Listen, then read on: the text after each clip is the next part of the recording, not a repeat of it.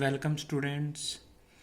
Let's do scene passages of the poem A Roadside Stand. This poem is written by Robert Frost. Scene passage number 1. The little old house was out with a little new shed in front at the edge of the road where the traffic sped. A roadside stand that too pathetically bled. It would not be fair to say for a dole of bread, but for some of the money, the cash whose flow sports the flower of the city from sinking and withering faint, the polished traffic passed with a mind ahead, or if ever aside a moment, then out of sort at having the landscape marred with the artless paint of sign that with N turned wrong and S turned wrong. Question number 1. From which poem this passage has been taken. तो ये passage है वो कौन सी poem से लिया गया है। तो this passage has been taken from the poem a road side stand. तो ये पैसेज है वो a road side stand poem से लिया गया है।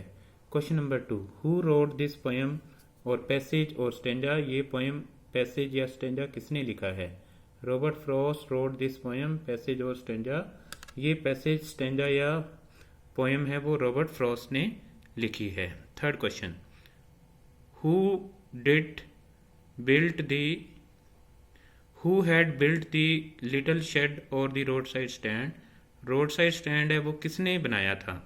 ए poor farmer had built the road side stand और रोड साइड शेड। एक गरीब किसान ने ये रोड साइड स्टैंड या रोड साइड शेड है वो बनाया था।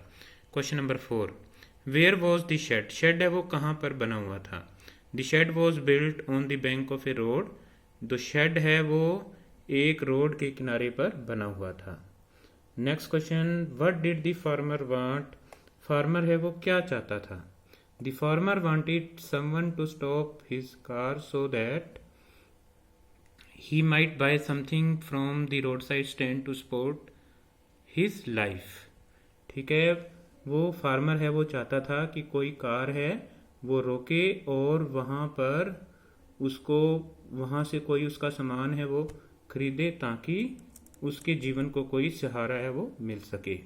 Next question, what was the condition of the shade. Shade की क्या हालत थी। The shade was in a pathetic condition. Shade है वो बड़ी ही खस्ता हालत के अंदर या बुरी हालत के अंदर था। और लास्ट क्वेश्चन है, explain fair to say for a dole of bread. तो आपने इस लाइन का मीनिंग एक्सप्लेन करना है कि इसका मतलब क्या है। इट मीन्स, इसका मतलब होता है, इट का मतलब यहाँ है fair to say for a dole of bread. It means although the shade was in a poor condition. इसका मतलब होता है कि हालांकि जो शेड है वो बुरी हालत के अंदर था, येट मैंने फिर भी, yet the farmer did not beg anything from anyone. फिर भी जो किसान जो था जिसने ये शेड खड़ा किया था वो किसी से कोई चीज़ की भिक्षा नहीं मांग रहा था, वो केवल आजीविका कमाने के लिए शेड है वो खोला गया था। नेक्स्ट पैसेज हम ले रहे हैं stanza number 2। Offered for sale wild berry in wooden quarts और crooked naked golden squash with silver warts, or beauty rest in a beautiful mountain scene. You have the money, but if you want to be mean, why keep your money and go alone? The heart to the Sindhi would not be my complaint, so much as the trusting sorrow of what is unsaid. Here far from the city we make our roadside stand, and ask for some city money to feel in hand, to try if it will not make our being expand, and give us the life of the moving pictures promise the party in power is said to be keeping from us. Question number 1, name the poem and its poet। तो इस poem का जो poet है और poem है वो कौन सी है। The name of the poem is a road side stand and it's poet is Robert Frost. ये जो पैसेज है वो a road side stand poem से लिया गया है और इसके पोएट का नाम रॉबर्ट फ्रॉस्ट है। क्वेश्चन नंबर 2, व्हाट मार्ड और destroyed the landscape of the area. वो कौन सी चीज़ थी जो कि नष्ट कर रही थी वहाँ की नेचुरल ब्यूटी को। लैंडस्केप का मतलब होता है natural beauty. The road side stand marred और destroyed the landscape of the area. जो रोड साइड स्टैंड था, जो बना हुआ था वहाँ पर, छोटी दुकान जिसको कह सकते हो, वो वहाँ की सुंदरता को नष्ट कर रहा था। Question number 3, what do the traveller complain about. जो ट्रेवलर थे, जो कारों के अंदर यात्रा करने वाले लोग थे, वो किस चीज़ की कंप्लेंट कर रहे थे। The traveller complain about the traveller complain often complain about. Okay, often word है वो थोड़ा शिफ्ट करना पड़ेगा। The traveller often complain about. जो ट्रेवलर थे वो इस बात की कंप्लेंट कर रहे थे अबाउट द साइन बोर्ड, कि जो साइन बोर्ड है वो गलत जगह के ऊपर है, वो लगाया गया है। The travellers often complain about. Traveller हैं वो इस बात की कंप्लेन कर रहे हैं।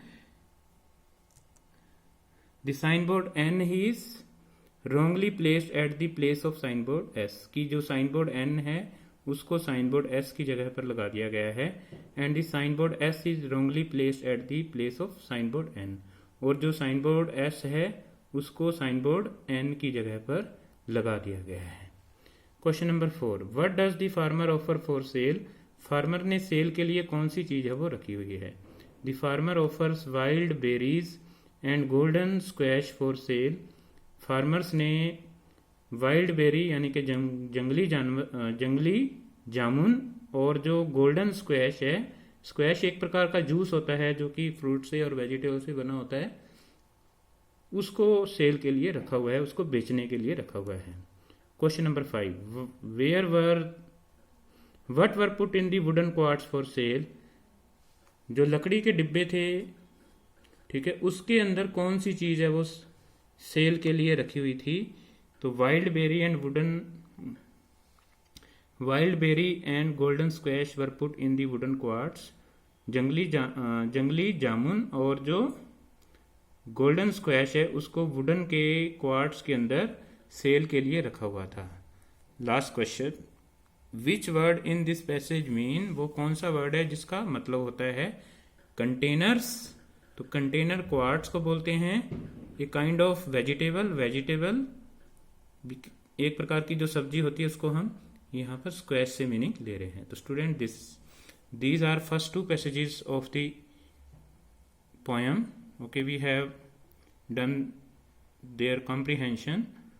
The next two comprehensions we will take in the next videos. Till then, bye bye.